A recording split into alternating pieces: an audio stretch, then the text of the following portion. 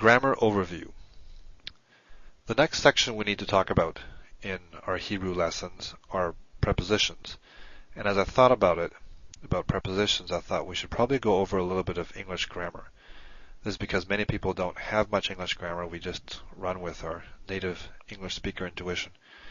And that's fine, but when you get to a foreign language, you have to, generally you have to follow a little bit of this because we're going to use the terminology. So I want to give a little bit of overview here. One way to think about language that is typically done is to think about how words are used. And there are four main functions that words are grouped according to, jobs that they do. Let's look at those. The first is naming. Words that name. It's not verbs. It's nouns and pronouns that name. Examples are corn and summer. These are concrete nouns that name things. You could have words like honesty as well, which name abstract idea. Also pronouns, which take the place of nouns like it or she. Those are words that name. That's their function.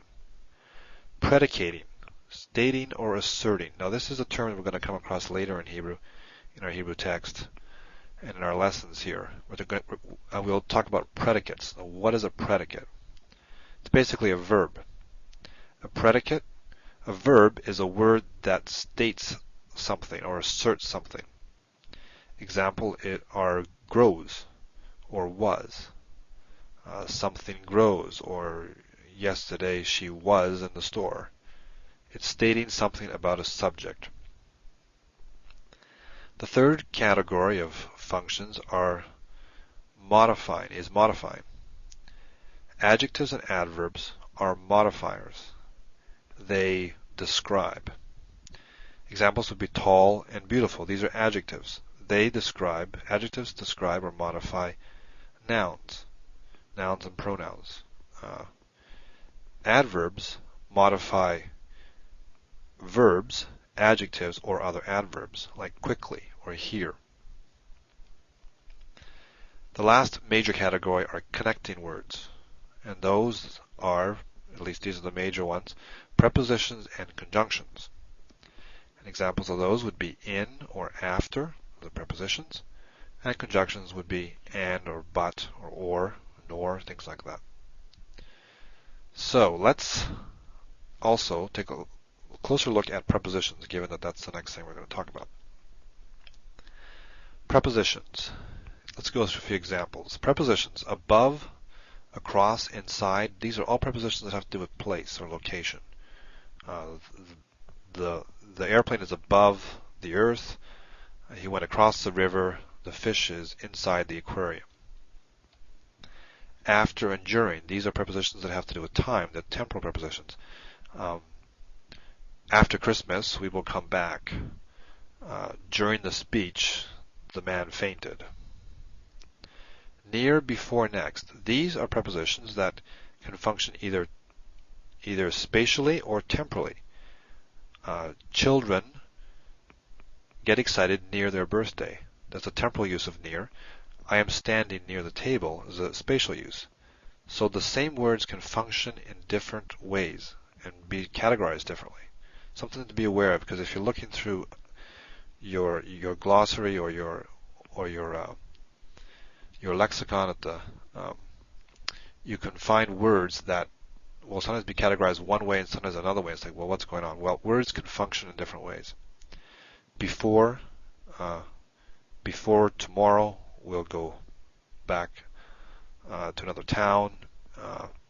He's standing before the table. Next is another word that can function both temporally or spatially. To, for, from, since. These are prepositions that are neither spatial or temporal. I give the book to the man. This is for her. He came from Toronto. Since would tell you something about cause. I'm doing this since something else happened. Okay, so there's different types of prepositions. Now, prepositions take an object. And in our next module here, when we talk about Hebrew prepositions, we'll talk about objects of the preposition. So we need to understand that concept. Basically what that means is that a preposition is linked to a noun or pronoun. And you notice with all these examples I talked about, there was always some other bit to it, above the table, across the river, inside the cup, etc. Those other parts are the object of the preposition. Now some words can function as a preposition or an adverb. Just one last thing here.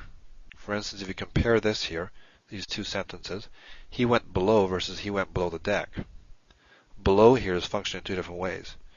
Which one is the preposition, which one is the adverb?